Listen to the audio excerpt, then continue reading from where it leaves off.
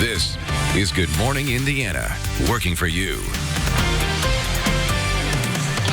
It is 5 o'clock here on your Friday morning. Good morning to you. I'm Lauren Casey. And I'm Meredith Barrick. Here's a look at what's making headlines on this January 3rd. Humane Society workers are looking for answers after a tote of puppies were left in a state forest.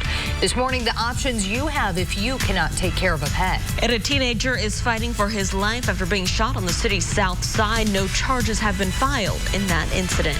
And residents in Fortville are still waiting for the changes promised to a dangerous intersection. Now, Indiana Department of Transportation officials are responding to their concerns. But first, now to your Storm Team 6 forecast. Rain is falling across central Indiana this morning. Yeah, and Alyssa Donovan is standing by. Alyssa, is this going to be a total washout for our Friday? So almost, not quite. We're going to see a little bit of a break midday. So if you want to do anything outside, that's probably going to be our best time, but it will be very brief. Right now, we do have rain showers moving across the area. Most of that is to central Indiana and areas to the south and east of us as that plume of moisture continues to impact us. Mostly seeing light rain right now. We saw some heavier rain showers overnight. Now this moisture is also bringing us some patchy fog developing across the area. Denser as we move to the west. We're seeing some dense fog here in Indianapolis. We're down to just a half a mile of visibility right now. So just be aware of that as you head out this morning. You might be encountering some of those foggy conditions in your commute. As we head through the day, we'll be starting with that light rain showers across the area. Then we will see that midday break when we'll mostly just see a stray shower possible for southern counties, and then we do have that chance of seeing showers again as we head into the late afternoon and evening. Overnight, we could switch to some rain snow mix in there as well. If we do see snow, it will be very light accumulation. So looking at the day, we're starting fairly mild with those temperatures in the 40s with that rain and fog this morning, hitting 48 right around the noon hour with cloudy skies, and then that rain returns this afternoon. Highs will be in the low 50s. Alyssa, thank you. Here is a look right now at our traffic now. Maps. No issues on the west side coming in on eastbound I-74. It's just a quick 7-minute drive through Brownsburg here from State Road 267 to the I-465 ramps. Let's take a look right now at I-74 and Post Road. You can see this look here on the southeast side shows traffic is quiet this morning. We'll continue to keep a close eye out for any crashes or delays, and of course we'll keep you updated for your Friday commute. 5 puppies found this week at a state forest now has one Humane Society reminding everyone there is no reason to ever dump an animal. That's because rescue groups in places like the Morgan County Humane Society will help you find a home for an animal you don't want. These puppies were found on New Year's Eve at the Morgan Monroe State Forest south of Martinsville. The pups were in a tote with a sleeping bag and covered by a sheet. Thankfully, someone driving by saw it and went to see what it was. The Humane Society says situations like this can be avoided. We will help you spay and neuter your animals. It doesn't matter whether or not you can afford it. If you have puppies or kittens, you can't care for them, contact a Humane Society, contact a rescue group. There are so many different organizations out there that can and will help you. Don't leave them in the woods. For help with getting your pet spayed or neutered, you're urged to get in contact with the Humane Society or animal rescue groups where you live. New this morning, an arrest in a disturbing case of animal abuse in southern Indiana. A dozen dogs found shot and beaten to death on the side of the road. Jennings County investigators say that they were given the name of 30-year-old Cody Crutzjans not long after a mother driving her children home from school made this grisly discovery back on February 28th. The dogs' original owners told deputies they'd given the dogs to Crutzjans, but the sheriff's office says they couldn't make an arrest until they tested a key piece of evidence, and that was a single glove found among the litter on the embankment. We have to send it to the state police lab to get analyzed. Then if we have a suspect, we have to extract DNA from that person, and it has to be sent to the lab, and then it has to be compared, so it's pretty time consuming. Police say Crutzjans does not have a history of animal abuse. He's facing 11 felony counts of torturing or mutilating an animal. A 14-year-old boy is in critical condition after police say he was accidentally shot by his brother. The shooting happened on Chamberlain Drive 11 Thursday morning. That's near Keystone Avenue and Thompson Road. Police say 2 brothers were inside the home messing around with a gun when it went off and hit one of them. So far this morning, no charges have been filed in this case. The chance to take home a small piece of Indianapolis history is yours today as Ike and Jonesy's, an Indy icon, prepares to close. And this morning they're hosting an auction and selling almost everything inside. Our Kelsey Anderson is joining us live this morning with all the details and how you can get in on this auction. Hey, Kelsey. Hey, good morning. Yeah, so it's definitely a bittersweet day for the owners of Ike and Jonesy's as they prepare to sell absolutely everything in their store. That includes these iconic Marilyn Monroe signs, everything from the dishes to the plates to the tables, everything that they have in the store that they've collected over the last 36 years will be sold today. So Rick Eichholz, the Ike of Ike and Jonesy's, says he and his wife opened the bar in 1984 for the opening of the Hoosier Dome when Notre Dame played Purdue 36 years ago. He says now that a new landlord has come in and wants to turn the building into a Holiday Inn, he says he's not sure his bar fits that crowd. And if you've ever been into Ike and Jonesy's, you know it is riddled with neon signs and memorabilia. And Eichholz says they've been the best part of owning the bar.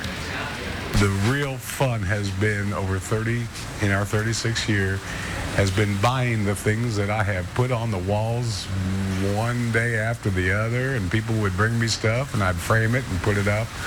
That's been a ball.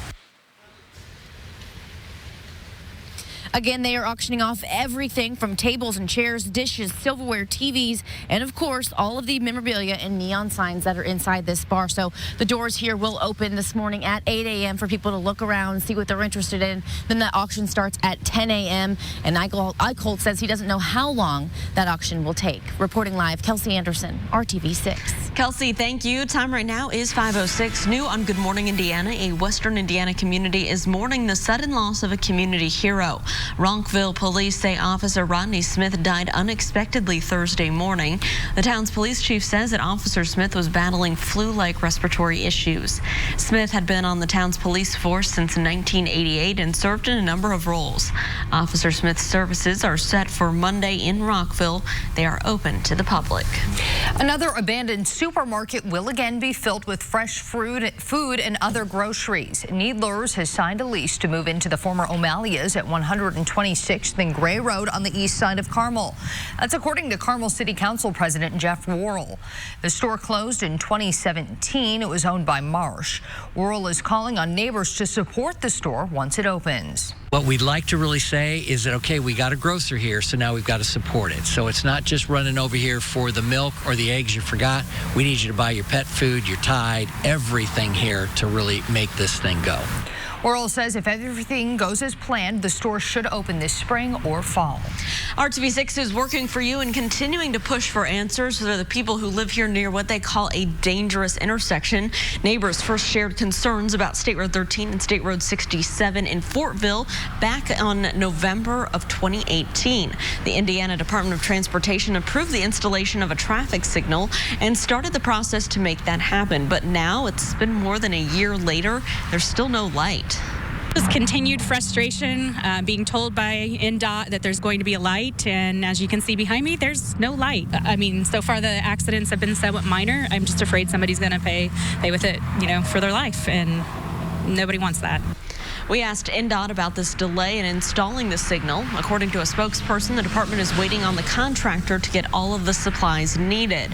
When we asked why it's taking so long, the spokesperson says she's out of office until Monday and will get answers for us then. This morning, new numbers show the results of a major push to make bus stops safer for children across the Hoosier State. Nearly 40 law enforcement agencies participated in extra patrols, leading to 453 stop arm violations and 1,200 more violations involving speeding. This all kicked off at the beginning of the 2019-2020 school year. The Stop Arm Violation Safe Grants effort was paid for by the National Highway Transportation Safety Administration. It is 5:09. The IU football program waited a long time for a night like Thursday.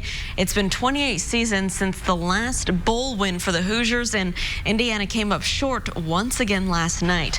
A large crowd making their way to Jacksonville for the team's showdown against Tennessee. It was a difficult first half for both teams, and the Hoosiers trailed 6-3 at the break. But they would rally back, taking a 13-point lead and looking to be in control of the game. The Vols would fight to regain the lead in the fourth quarter, and a missed Hoosier field goal gave Tennessee the 23-22 win. It was yet another heartbreaking bowl finish for the Hoosiers. This morning, warm January weather continues to put a damper on skiing in southern Indiana. Paoli Peaks in Orange County remains closed this morning. The ski resort opened for a few weeks in December before the surge of 60-degree temperatures melted all their snow. The park says they will reopen once the weather allows for snowmaking. Perfect North in Lawrenceburg says they are open for skiing, snowboarding, and tubing.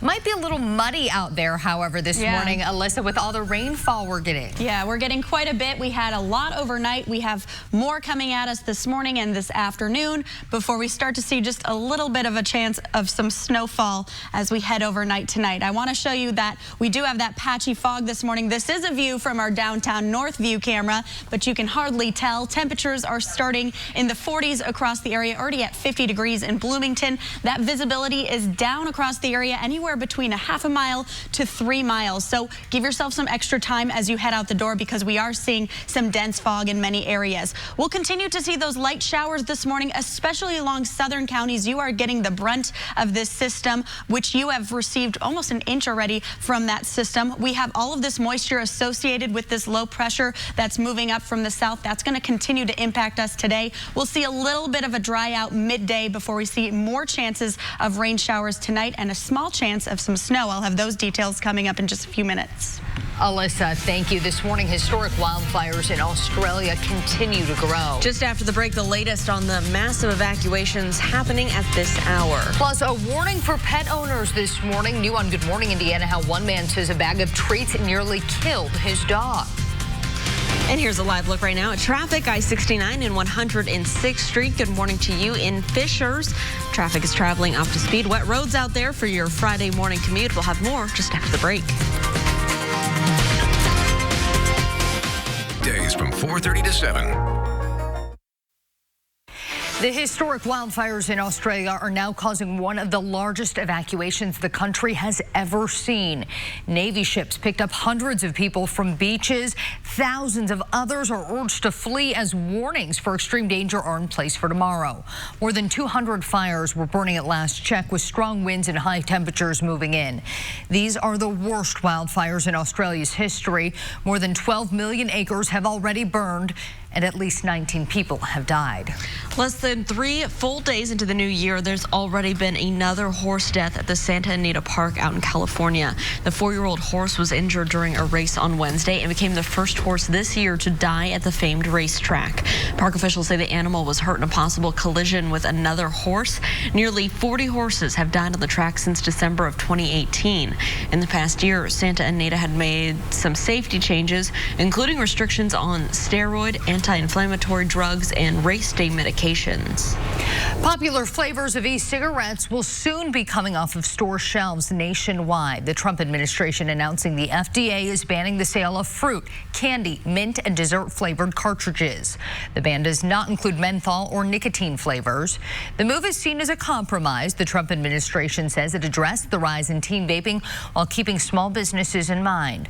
Sweet and fruity flavors made up about 80% of e-cigarette sales last year. At 5:16, now that the holidays are behind us, we can start stressing about other things like taxes. You may be tempted to get started right away, but experts say if you're expecting a refund, the best thing to do is to wait just a little bit. Employers have until the end of January to get you your W-2. Same goes for the 1098 form, which contains deduction information for expenses like your mortgage and interest on student loans. It was a big holiday season for smart TVs. Now that you probably have yours up and running, and hopefully you're watching us on it, it's a good time to look at your privacy settings. The TV manufacturers may be collecting your viewing data and selling it to third parties. Also, TV makers that are partners with Amazon and Roku can use that data to deliver targeted ads to your TV, just like you see online. You can opt out pretty easily. Just go to your settings and you'll find an option for privacy preferences. Different brands might have slightly different names for the category. You can usually check the manual for more specifics. Here at 5:17, Alyssa. A lot of people might just want to stay indoors today and watch TV. Yeah, I think so. It's going to be a bit of a gloomy Friday, and we are going to see some chances of rain throughout the day. We are starting with some fog this morning. We also have a chance of some light snow accumulation in the forecast. Starting this morning, though, the main thing I want to talk about is that area of dense fog. We're seeing that across the region this morning. That's why we are seeing that visibility down. We're down to just 3 miles of visibility in Indianapolis right now. A little bit less than that in Lafayette and Peru, just off to our west. That's where we're seeing the most visibility issues. There is actually a dense fog advisory in Illinois right now. In central Illinois, it hasn't made it across the border, but we are starting to see some of that visibility be an issue for areas to the west of us. So if that's part of your commute, just be aware you need to give yourself some extra time. But all of us are seeing some of that patchy fog across the area this morning. Seeing some light showers yet, especially to the south. We're going to continue to see some light showers throughout the morning before we see a little bit of a break midday. That's all coming from this deep plume of moisture that's moving up from the Gulf. That's going to continue to impact us for our Friday and into our Saturday. So looking at the timeline on that, we are looking at just a few light showers yet this morning, and then we'll see things taper off by midday, where we'll just see better chance of some light stray showers for areas to the south. Throughout the midday, most of us will see a little bit of a dry out, but we are still staying very cloudy, so it's going to be a gloomy day before we see another round of showers from that same system move in by this late afternoon and into the evening. So our best chance of starting to see more widespread showers is going to be by the later evening hours, but we could see that early as this afternoon, especially for areas to the south. That's continuing to see some of those heavier showers.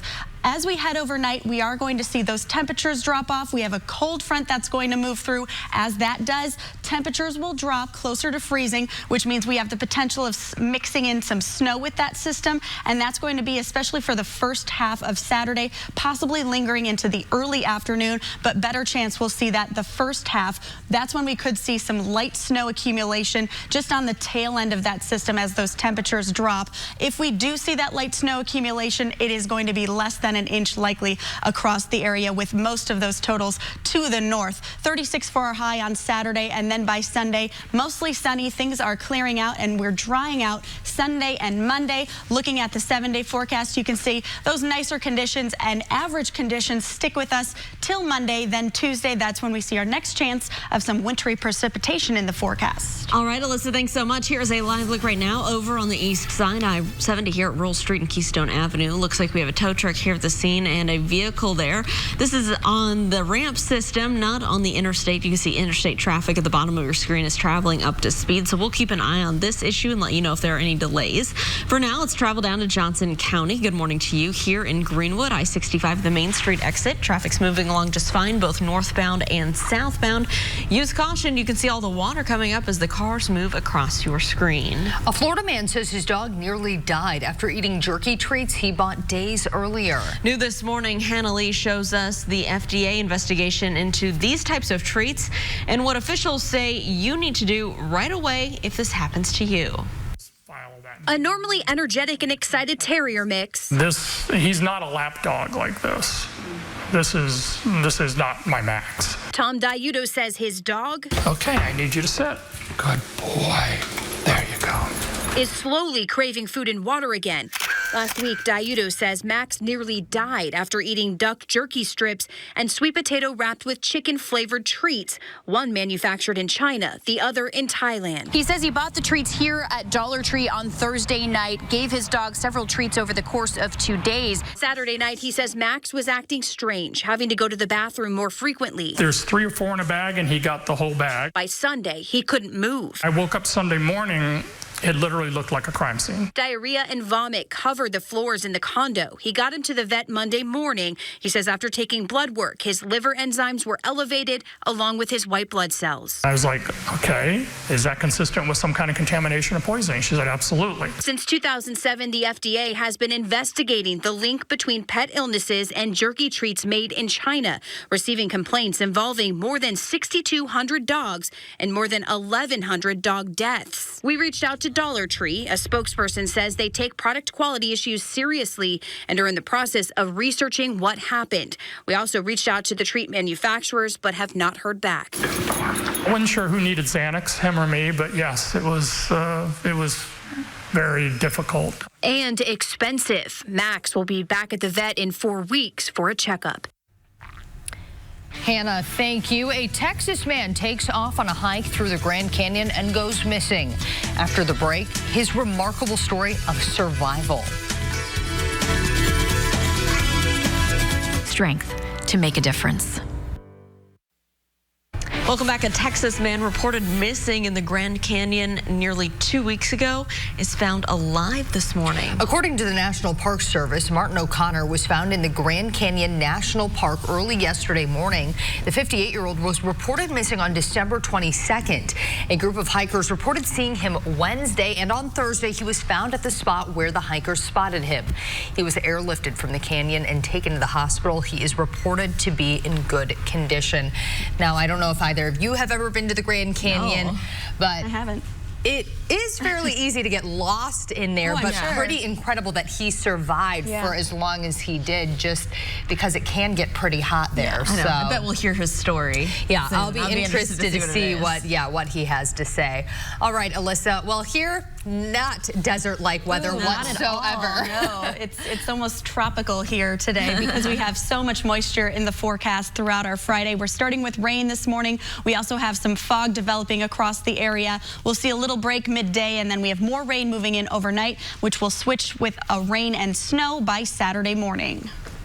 Alyssa, thank you. There are concerns this morning about a Hendricks County School District's social media policy. Ahead on Good Morning Indiana, why the ACLU says it violates the First Amendment. We'll be right back. Working for you. This is Good Morning Indiana. Working for you. Parents in the ACLU raising concerns about a school district's social media policy. Why some claim it violates the First Amendment. And a beloved downtown bar is closed, but before they go, the owners there, they want to share some memorabilia. How you can get a piece of Ike and Jonesy's history.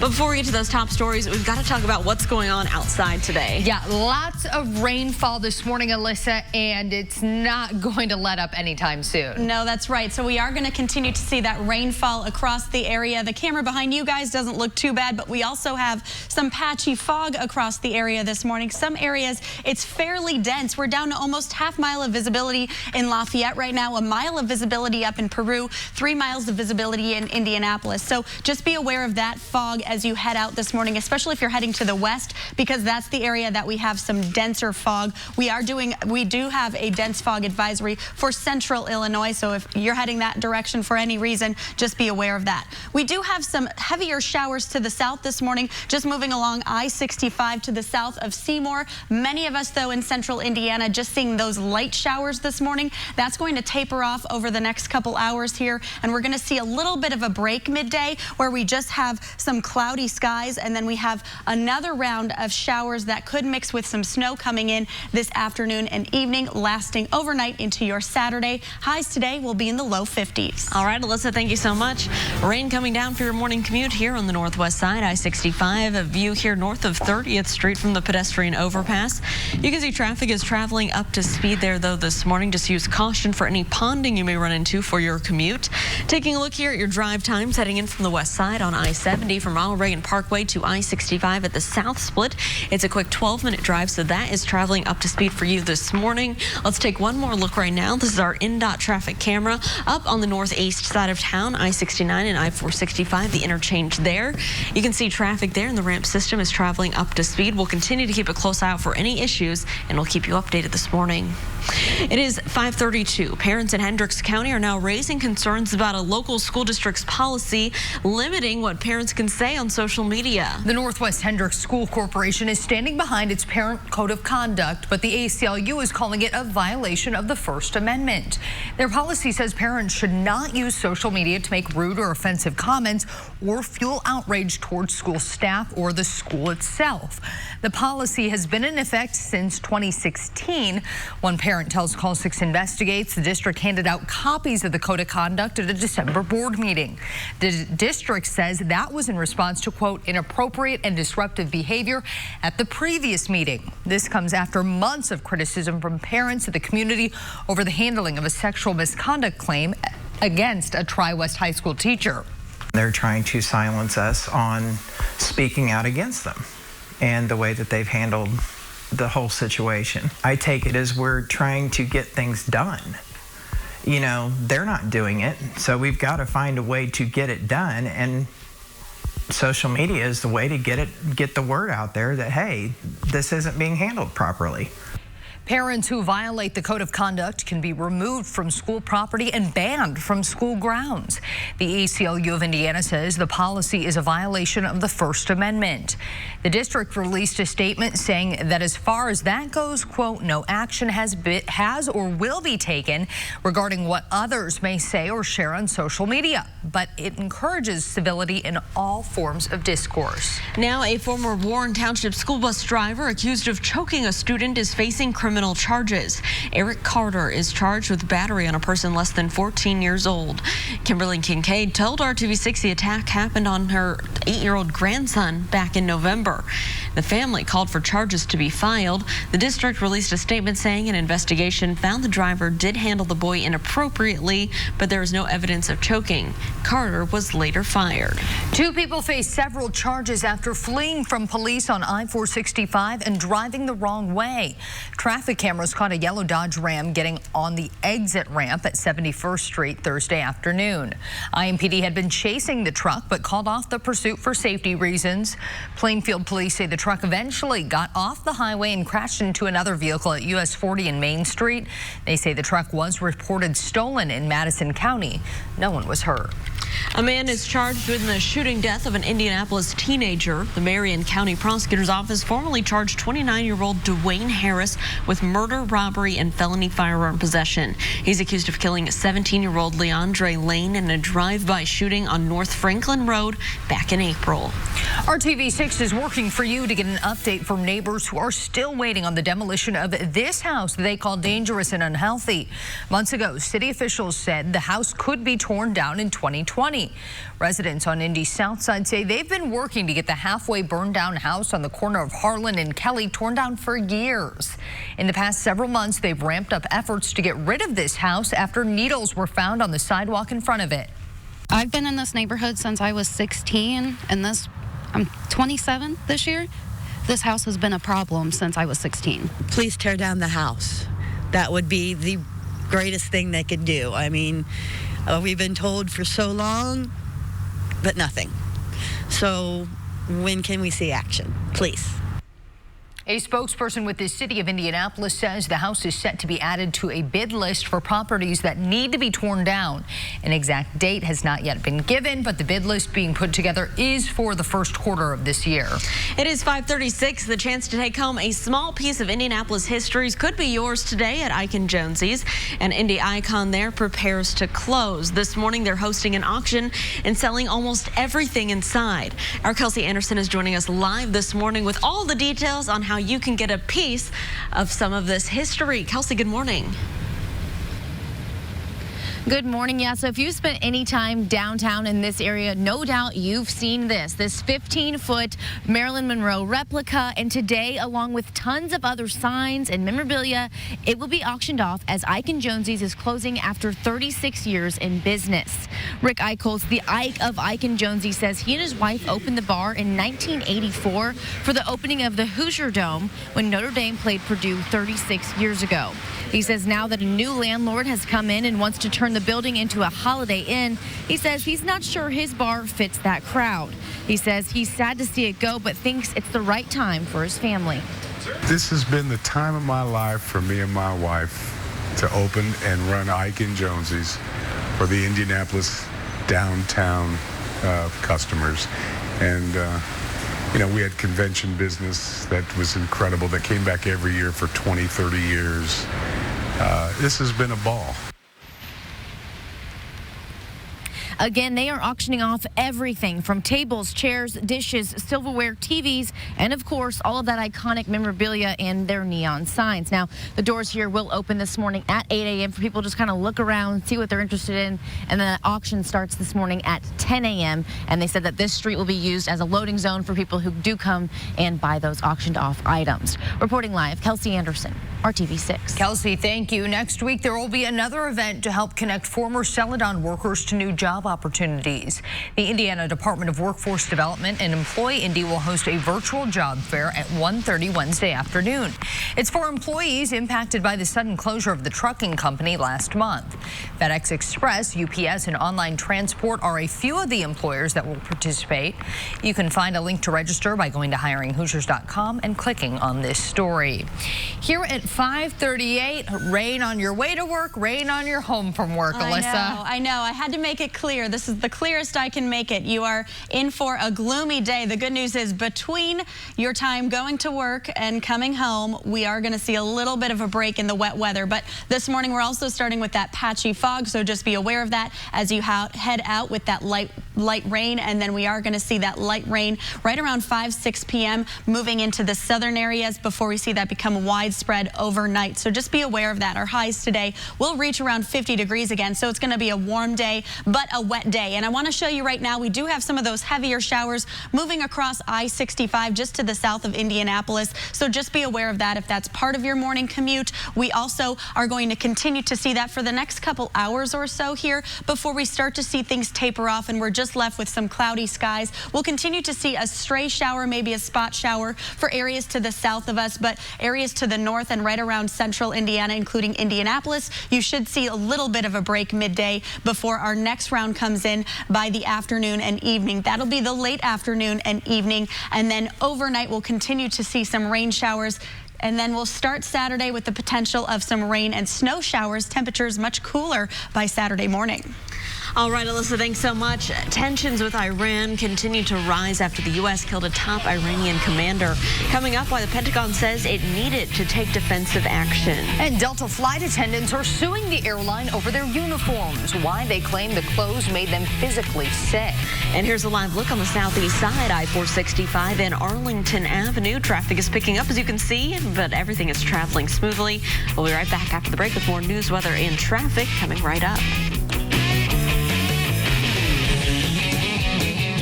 Secret. All strength, no sweat. Tensions between the U.S. and Iran continue to escalate after an American airstrike in Baghdad killed a top Iranian military official. The Pentagon says they launched the attack because of alleged plans Iran had to attack American diplomats. ABC's Inez de la Catera has the latest. Tensions between the U.S. and Iran reaching a boiling point.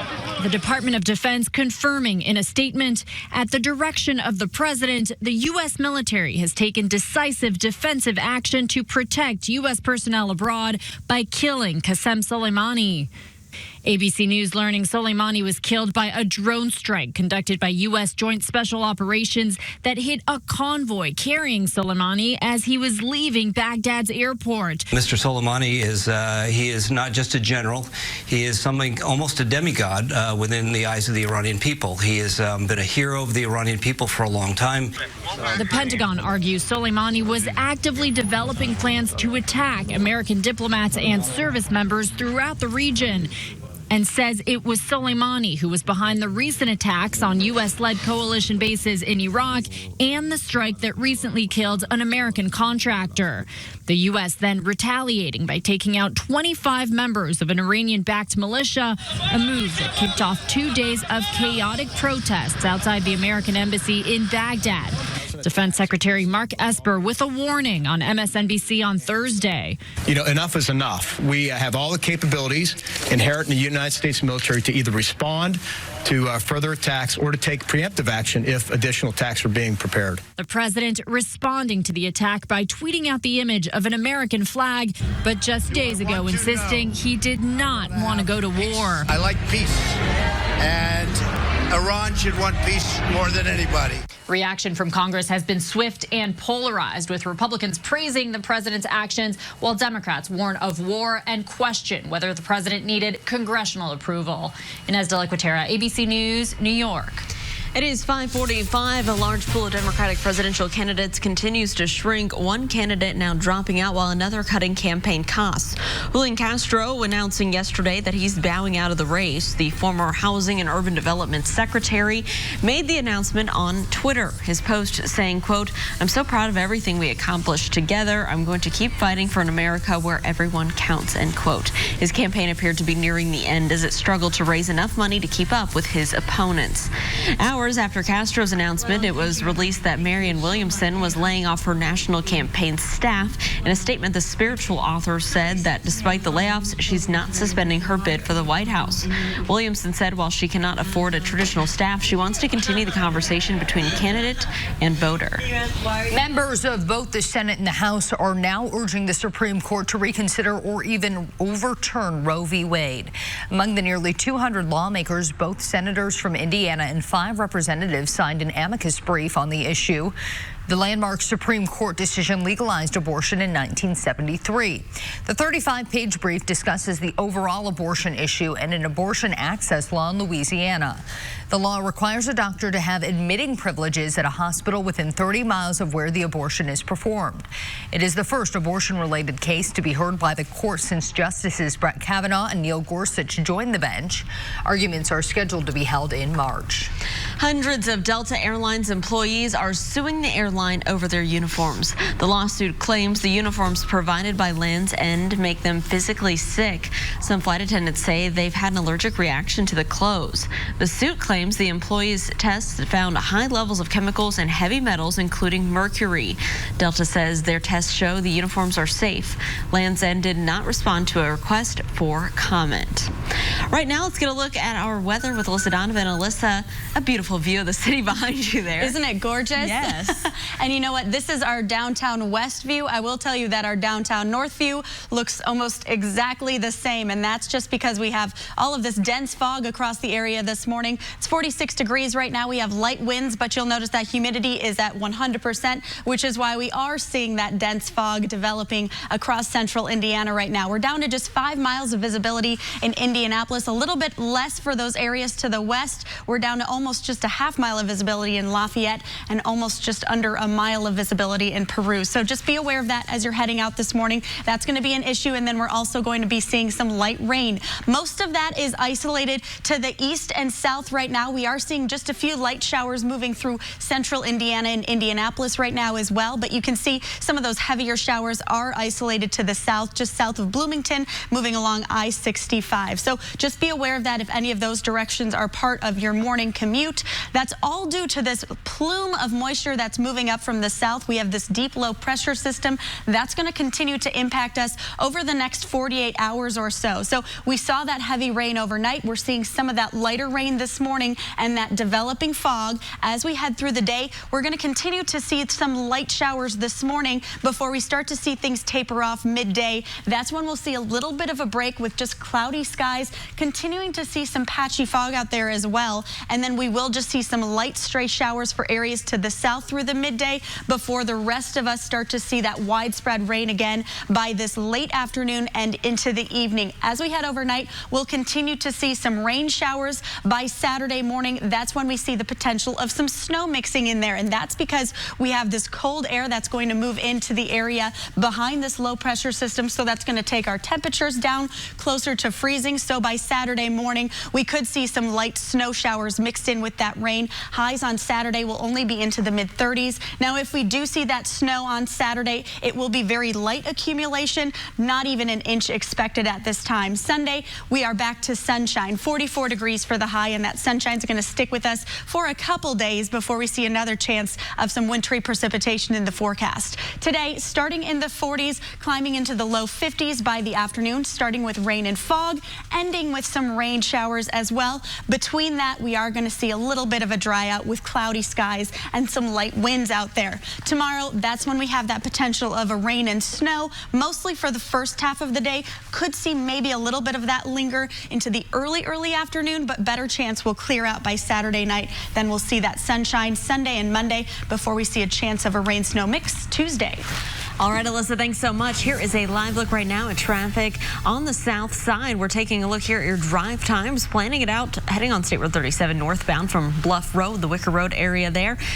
Up to I-465, you can expect a quick 7-minute drive, so no problems. Looking across town on northbound I-65, starting you off at Southport Road as you're heading into the downtown area to the north split. It's a 10-minute drive, so everything there's traveling up to speed. But you will have to contend with the wet roads and the rain out there right now. Here's a live look from our INDOT traffic camera at I-65 in West Street and MLK. You can see by all the headlights, traffic is picking up, but still traveling smoothly.